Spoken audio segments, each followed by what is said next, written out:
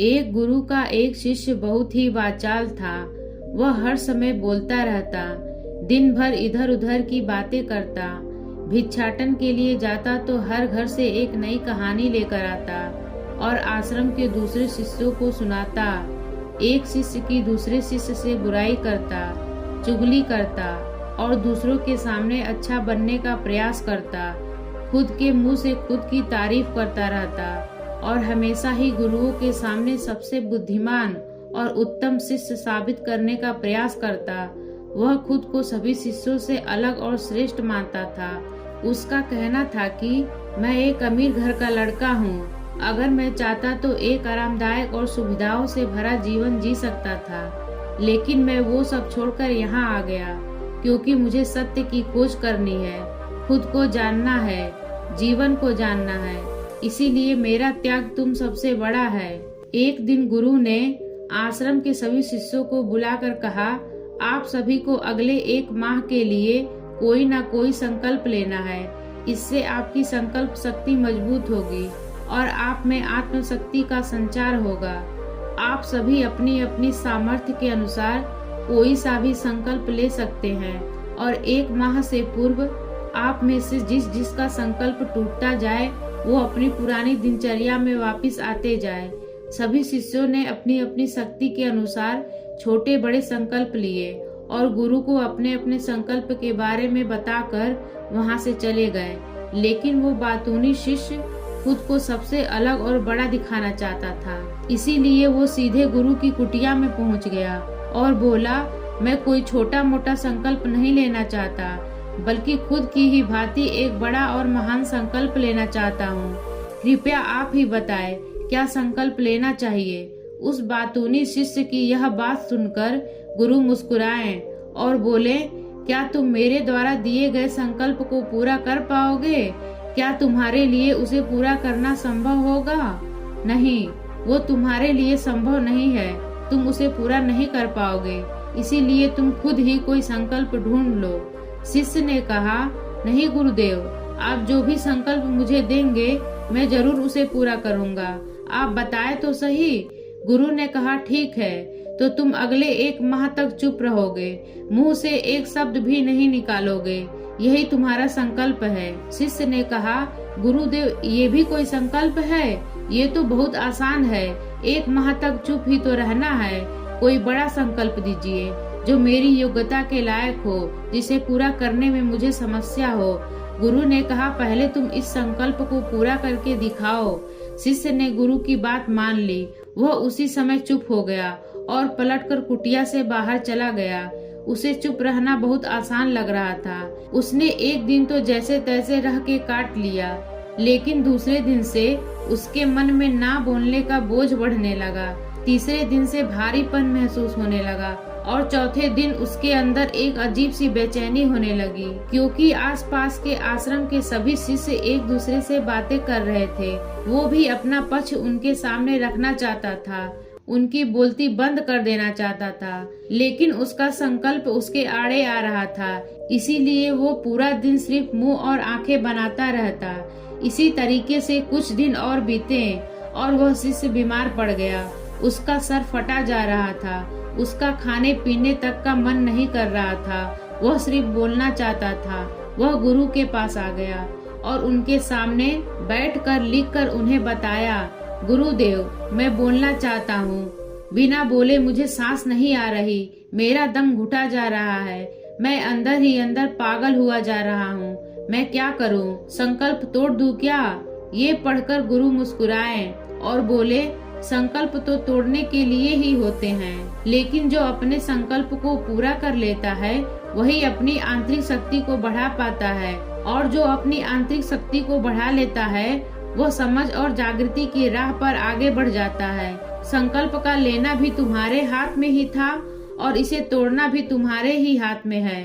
तुम्हारे बहुत से गुरु भाई अपने संकल्प को तोड़कर अपनी पुरानी दिनचर्या पर वापस आ चुके हैं। अगर तुमसे नहीं हो पा रहा तो तुम भी संकल्प को तोड़कर अपनी पुरानी दिनचर्या पर वापस आ सकते हो। लेकिन याद रहे, अगर आज तुम इस छोटे से संकल्प को नहीं संभाल पा रहे तो तुम अपनी बाकी की पूरी जिंदगी को कैसे संभाल सकोगे, इस पर मुझे शक है। बाकी फैसला पूरी तरह से तुम्हारी हाथों में है। गुरु की यह बात शिष्य के दिल में चोट कर गई। वह बिना कुछ बोले वहां से चला गया और खुद को अपनी कुटिया में बंद कर लिया। वह केवल अपनी जरूरी कामों के लिए ही अपनी कुटिया से बाहर निकलता, बाकी का सारा समय कुटिया के अंदर ही बैठा रहता। 15 दिन बीत चुके थे और आश्रम के सभी शिष्यों का संकल्प लगभग टूट चुका था, लेकिन उस वाचाल शिष्य का संकल्प अभी भी जारी था। संकल्प लेने के बाद से अब तक उसने एक शब्द भी नहीं बोला था। सारा आश्रम हैरान था कि इतना बोलने वाला इंसान चुप कैसे हो गया। 15 दिन बीतने के बाद वह दोबारा अपने गुरु के पास गया और लिख कर बताया, हे गुरुदेव, मैं बाहर से चुप हूँ, लेकिन मेरे भीतर बहुत सी आवाजें हैं, बहुत सी चीख पुकार और शिकायतें हैं। मैं अंदर ही अंदर बातें करता रहता हूँ। मेरा मन तरह तरह के प्रश्न पूछते रहता है। मैं बाहर से जितना मौन हूँ, भीतर से उतने ही शोर शराबे से भरा हुआ हूँ। मुझे शक हो रहा है, क्या मेरा संकल्प अभी भी जारी है? गुरु ने कहा, हाँ, तुम्हारा संकल्प अभी भी जारी है, लेकिन जब तक लोगों की ये आवाजें तुम्हारे कानों में पड़ती रहेंगी, तुम्हारा मन बोलता रहेगा, क्योंकि इसे तो आदत है बोलने की। तुम भले ही बाहर से चुप रहो, लेकिन तुम अंदर ही अंदर बोलते रहोगे। तुम्हें इन बातों से, इन आवाजों से दूर जाना पड़ेगा। शिष्य गुरु को प्रणाम कर वहां से चला जाता है और सुबह होते ही अपनी कुटिया छोड़कर जंगल की तरफ चला जाता है। कई दिन बीत जाते हैं, संकल्प का समय भी पूरा हो जाता है, लेकिन वो शिष्य लौट कर नहीं आता। आश्रम में सभी को डर था कि कहीं जंगली जानवरों ने उसे खा न लिया हो। इसी बीच उसे ढूंढने की बहुत कोशिश की गई, लेकिन वो कहीं नहीं मिला। सभी गुरु भाइयों ने मान लिया था कि जंगली जानवरों ने उसे अपना शिकार बना लिया है, लेकिन गुरु को ऐसा नहीं लगता था। एक दिन आश्रम का एक शिष्य गुरु के पास आया और बोला, गुरुदेव, उस वाचाल शिष्य के साथ क्या हुआ होगा? क्या जानवरों ने उसे मार दिया होगा?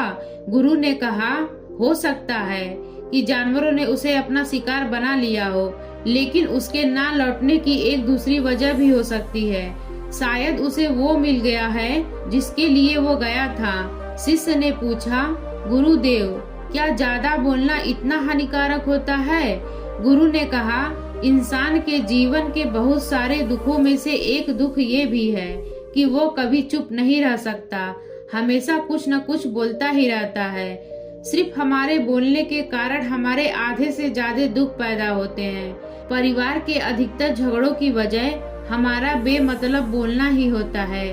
हम में से कोई भी चुप नहीं रहना चाहता, बस हम सामने वालों को सुना देना चाहते हैं। जो भी हमारे मन में है सब निकाल कर उसके मन में बैठा देना चाहते हैं। उसे समझा देना चाहते हैं कि देख, तू गलत है और मैं सही। आखिर ये कहाँ तक उचित है? उस वाचाल शिष्य को आश्रम छोड़कर गए हुए 3 महीने का समय बीत चुका था, लेकिन उसकी कोई खबर ना थी। अब तक तो सभी गुरु भाइयों ने भी उसके वापस लौटने की उम्मीद छोड़ दी थी, लेकिन एक दिन वह आश्रम लौट आता है। उसे देखकर सभी आश्चर्य हो गए और खुशी का ठिकाना न रहा। लेकिन अब वो नहीं था जो यहाँ से गया था, वो कुछ और ही बनकर वापस आया था। उसके अंदर एक गजब का बदलाव महसूस किया जा सकता था। उसके चेहरे पर एक गजब सा ठहराव और आंखों में बड़ी शांति थी। आश्रम में आते ही सभी गुरु भाइयों ने उसे चारों तरफ से घेर लिया और उससे बातें करने लग गए। वह भी अपने गुरु भाइयों से बातें करने लगा। उससे बात करने वाले सभी शिष्यों ने यह अनुभव किया कि अब वह पहले जैसा उतावला और बातूनी नहीं रह गया था। उसके मुंह से एक एक शब्द बहुत ही सुलझे हुए और मधुरता के साथ निकल रहे थे। थोड़ी देर तक गुरु भाइयों से बात करने के बाद वह सीधा गुरु की तरफ चला गया। उसने गुरु के चरण छुए और कहा, गुरुदेव, क्या मैं अब भी मौन हूँ? क्या अब भी मेरा संकल्प जारी है? गुरु ने कुछ देर तक शिष्य के आंखों में बड़ी ध्यान से देखा और कहा, हाँ, तुम अब भी मौन हो। तुम्हारे मुंह से एक भी शब्द नहीं निकल रहा है और तुम्हारा संकल्प अभी भी जारी है। शिष्य ने कहा, गुरुदेव, जब मैं आश्रम से गया तब मैं मुंह से तो चुप था, लेकिन मेरे अंदर बहुत सी आवाजें थी, मन में बहुत से प्रश्न थे और वो बंद नहीं हो रहे थे। तो मैं जंगल में और गहरा में चला गया, इस उम्मीद से कि वहाँ मुझे शांति मिलेगी और मेरे मन की बकबक कम हो जाएगी। लेकिन मैं जितना एकांत में जाता गया, मेरे अंदर की आवाज उतना ही तेज होती गई। मेरे भीतर की और पुरानी सी पुरानी आवाज मुझे सुनाई देने लगी।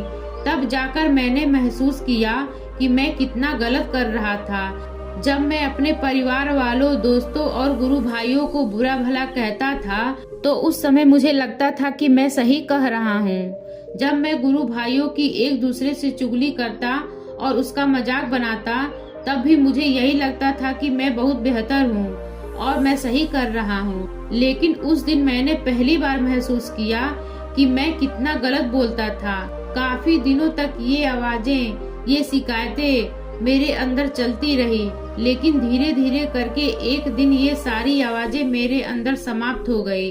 अब मैं भीतर से भी मौन हो गया। उस घने जंगल में बाहर से बोलने वाला कोई था नहीं और भीतर कोई आवाज शेष बची नहीं थी। मैं उस दिन पहली बार मौन का सही अर्थ समझा। मेरे चारों तरफ बहुत शांति थी। हालांकि अभी भी कुछ आवाजें आ रही थीं जो पहले भी आती थी, लेकिन मैं उन्हें सुन नहीं पाता था। पर वो अब सभी आवाजें मुझे स्पष्ट रूप से सुनाई दे रही थी।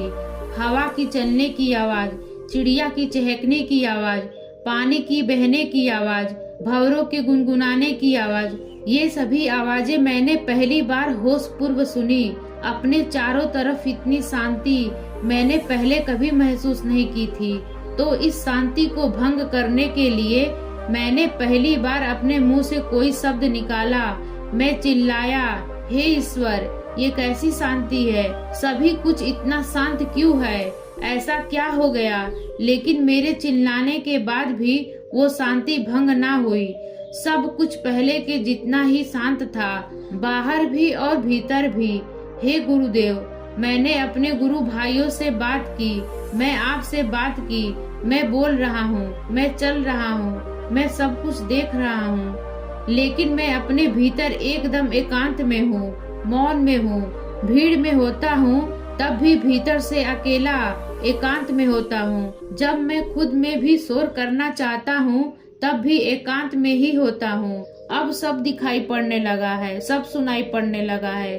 गुरु ने कहा, जब तक हम बाहर की तरफ बोलते रहेंगे, भीतर अशांति ही रहेगी। जिस दिन हम भीतर की तरफ मुड़ जाएंगे, फिर बाहर हमारे मुंह से कुछ भी निकले, हम शांत ही रहेंगे। दुनिया में जितनी भी बुराइयां हैं, ज्यादातर हमारे बोलने से ही उत्पन्न होती है, क्योंकि हम चुप रहना नहीं चाहते हैं।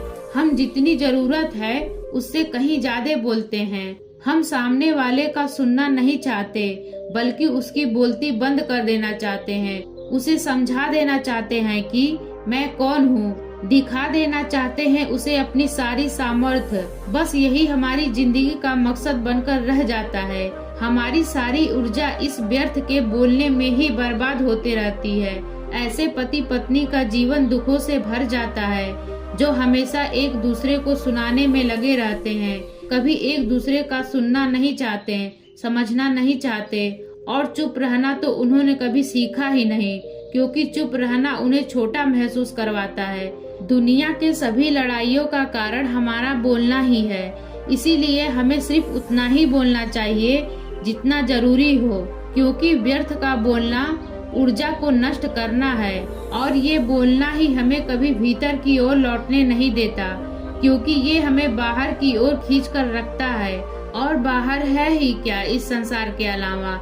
लेकिन अगर अपने भीतर की संसार की ओर मुड़ना है तो इस मुंह को बंद ही रखना चाहिए। इसीलिए जितने भी बुद्ध हुए, आत्मज्ञानी हुए, वो सभी एकांत की ओर भागे, ताकि उन्हें ज्यादा बोलना ना पड़े, ज्यादा सुनना ना पड़े।